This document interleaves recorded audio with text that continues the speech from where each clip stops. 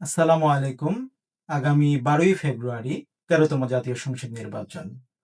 বাংলাদেশের চারদিকে বইছে নির্বাচনী হাওয়া। এর মাঝে আজকে আমি বিশ্লেষণ করব ঢাকা ২ আসন নিয়ে।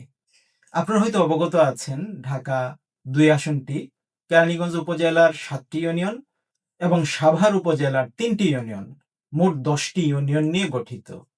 এর মোট ভোটার সংখ্যা ৪,১৯,২১৫ জন এবং মোট ভোট কেন্দ্রের সংখ্যা ১৪১টি।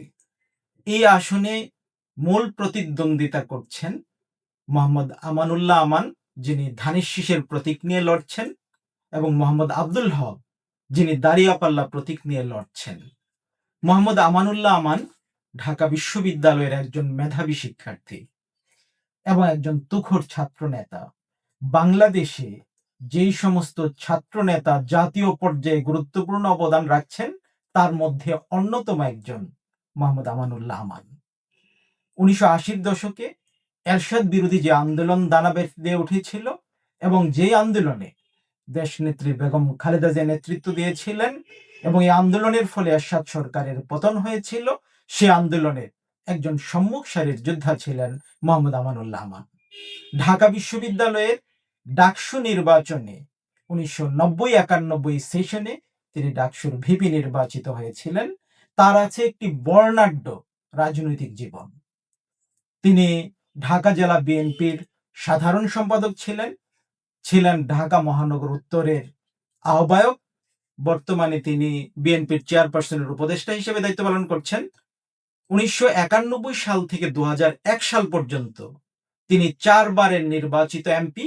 এর মধ্যে ১৯৯১ সালে প্রতিমন্ত্রী হিসেবে দায়িত্ব পালন করেছেন এবং ২০০১ সালেও প্রতিমন্ত্রী হিসেবে দায়িত্ব পালন করেছেন। তার প্রতিদ্বন্দ্বী যিনি মোহাম্মদ আব্দুল হক, তিনি সামরিক বাহিনীর একজন অবসরপ্রাপ্ত কর্মকর্তা এবং দন্ত চিকিৎসক। তিনি রাজনীতিতে খুবই নবাগত। আমি কেরানীগঞ্জের বিভিন্ন জায়গায় ঘুরেছি, সেখানে কেরানীগঞ্জবাসীর অনেক সমস্যা। এর মধ্যে ৩টি গুরুত্বপূর্ণ সমস্যার কথা আমি বলবো। একটি হলো বেকার সমস্যা। কেরানীগঞ্জে শিক্ষিত এবং অশিক্ষিত বেকারের সংখ্যা অনেক, এবং কেরানীগঞ্জবাসী মনে করে যে কেরানীগঞ্জে শিল্প প্রতিষ্ঠান স্থাপনের মাধ্যমে, গার্মেন্টস শিল্পের প্রসারের মাধ্যমে, আবাসিক যে প্রকল্পগুলো আছে এগুলো উন্নয়নের মাধ্যমে কর্মসংস্থানের ব্যবস্থা করা যাবে। স্বাস্থ্য খাতে কেরানীগঞ্জ অনেক পিছিয়ে আছে। ঢাকা শহরের সমমানের স্বাস্থ্য সেবা কেরানীগঞ্জে নেই বললেই চলে। শিক্ষার কথা যদি বলি, তাহলে শিক্ষার ক্ষেত্রে কেরানীগঞ্জ অনেক পিছিয়ে আছে। ঢাকার খুব কাছাকাছি হওয়ার পরও ঢাকার মানের স্কুল, কলেজ এবং বিশ্ববিদ্যালয় কেরানীগঞ্জে নেই। আমি জনাব আমানুল্লাহ আমানের প্রচারণা লক্ষ্য করেছি, সেখানে দেখতে পেয়েছি যে এই সমস্ত সমস্যা সমাধানের জন্য তিনি প্রতিশ্রুতি দিচ্ছেন এবং এগুলো সমাধান করবেন মানুষকে বলছেন।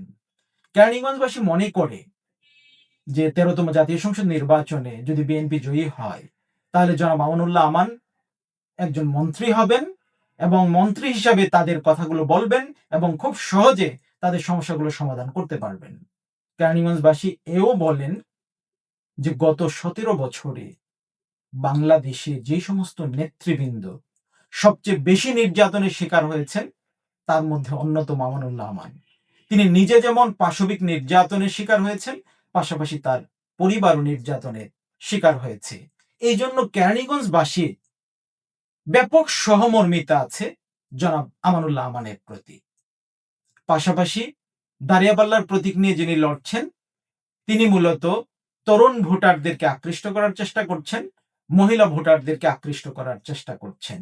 কিন্তু ভোটের মাঠের কথা যদি বলি, তাহলে আমি বলবো যে ঢাকা ২ আসনে মোহাম্মদ আমানুল্লাহ আমান তার প্রতিদ্বন্দ্বী প্রার্থী থেকে অনেক এগিয়ে আছে। ধন্যবাদ সবাইকে।